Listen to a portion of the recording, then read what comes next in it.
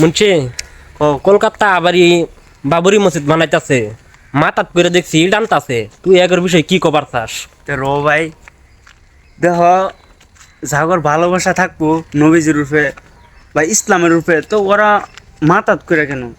যে প্রকারই হোক, আজকে দাও তুমি বিদেশ প্রবাসী, তুমি তুমি যদি বাইর থাকতো তুমি লয়ে গেলা, নইলে লয়ে যেতাম। তো ওই লয়ে যেত যদি, তা আমারও তো মনটা না লয়ে যেতাম, সব মুসলমানের মনটা না লয়ে যেতাম। ছবি তো আমরা তো দিছি না কেনার পয়সা, দিছি, কারণ আমরা হ্যাঁ। ইট নিয়ে যাবার পাইলাম না। আমরা যতটুকু দিতে পারি ততটুকু দিছি। তো দেওয়াটা তো দিছি, কিন্তু পয়সাটা কিন্তু আশা একটা রয়েছে যে সব মানুষে ইট নিয়ে দিয়ে গেছে, তা আমরা নিয়ে যেতে পারি না। আঙ্গুর ভাগ্যটা একদম এটাই আশা রইলো যে আমরাও যদি একটা ইট দিতে পারতাম তা আঙ্গুর জন্য আরো ভালো হইতো।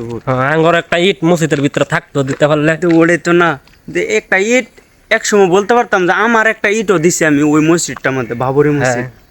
আর ওই মসজিদটা আঙ্গুর ভাঙিয়ে দেওয়া হয়েছে, তখন আবার নতুন করে উঠাইতেছে কলকাতা মুর্শিদাবাদে। তা আঙ্গুর তো একটু খুশি না সব মুসলমানে, তখন ছোটো দেহ ছোটো বড় সবই মাথাত করে ইট নিয়ে যাইতেছে, এবং কি বহুত দূর দূরান্তের জায়গাতে ইট নিয়ে যাইতেছে। তো এইটাই আঙ্গুর আশা।